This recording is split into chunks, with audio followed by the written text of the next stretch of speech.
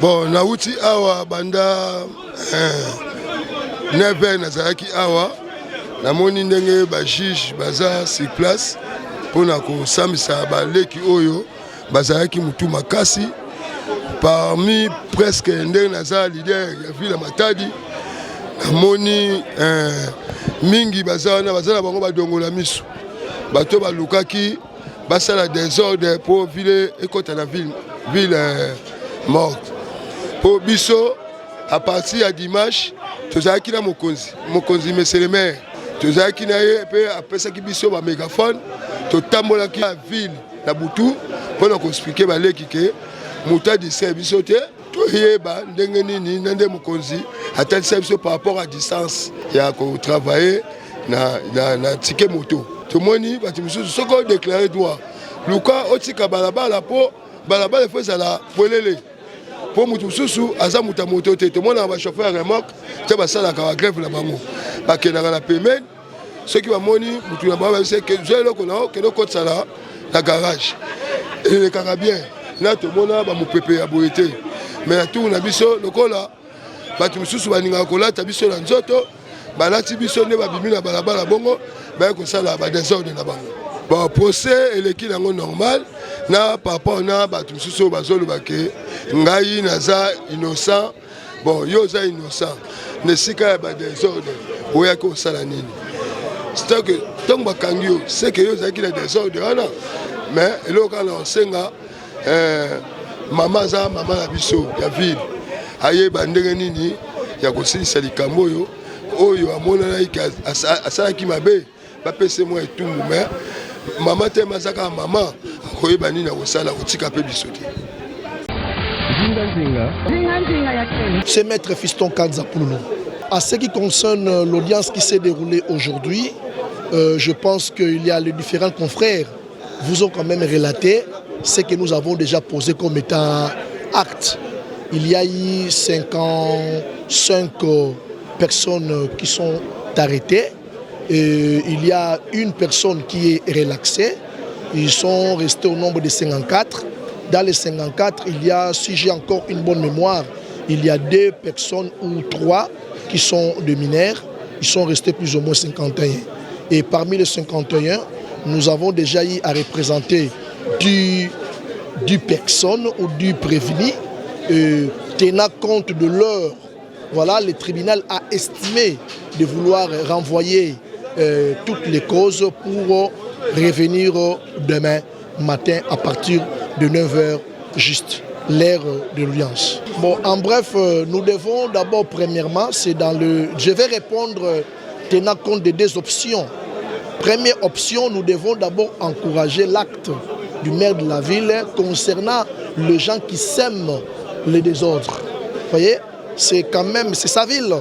La ville doit être sécurisée et nous, la population vivant dans cette ville, nous devons quand même sillonner avec toute sécurité. Vous voyez, mais pour répondre en deuxième lieu, parmi les gens qui sont arrêtés, il y a aussi la majorité des gens qui sont des innocents. Voilà. Dans ce sens-là, la majorité des gens sont des innocents. Et comme l'affaire a déjà quitté la phase pré-juridictionnelle qui est au niveau du parquet, nous sommes maintenant à la phase juridictionnelle qui est au niveau du tribunal.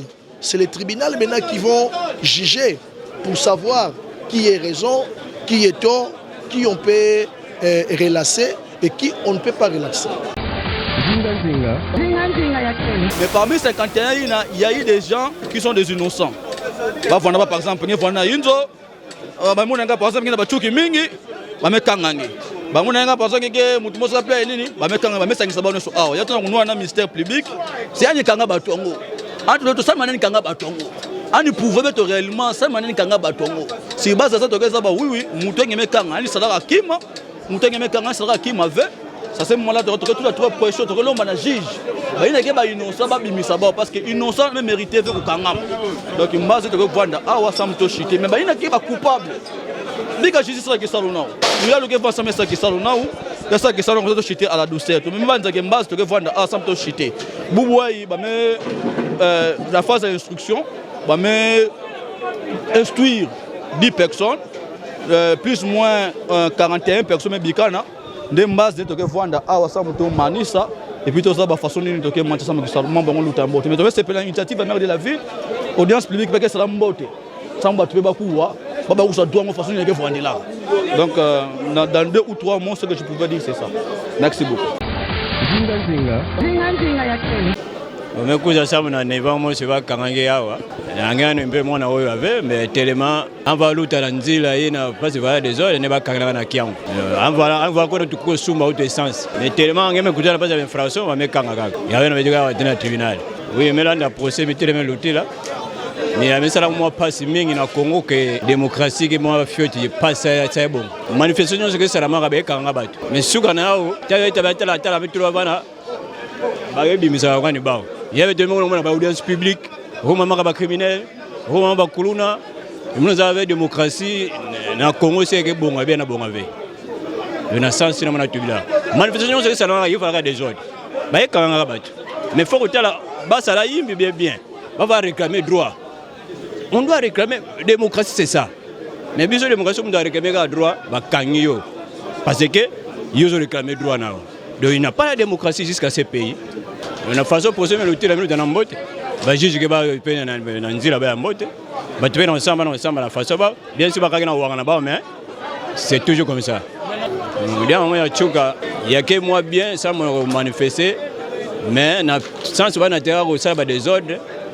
Faut player lutter place parce que ba ina nkaka baba ka leso ça ba des ordres.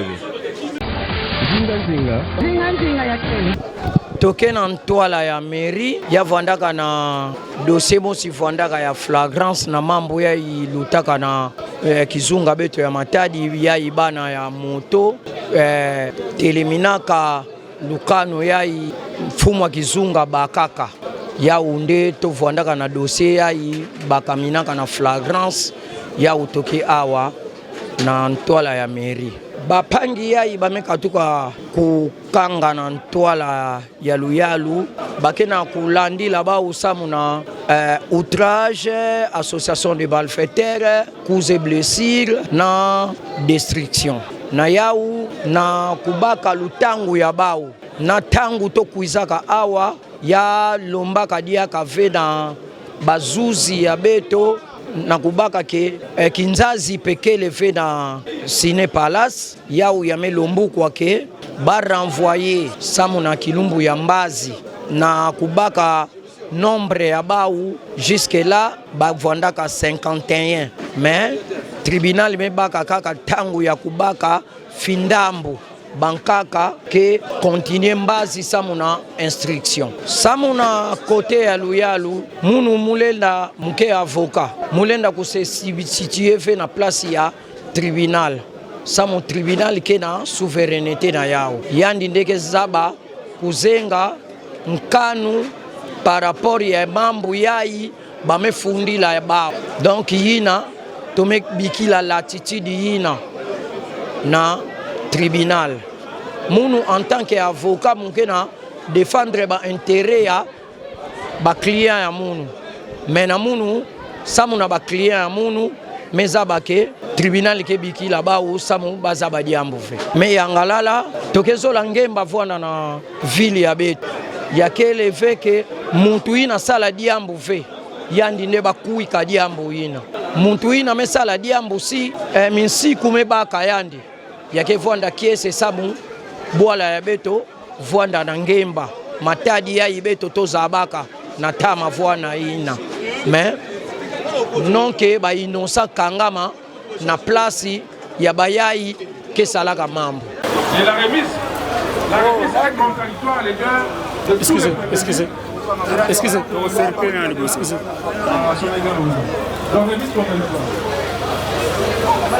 Restez. Donc, on a dit qu'on parle de l'Est aussi. C'est tout. Voilà. Plus il y a un état au monde, le don s'est élevé.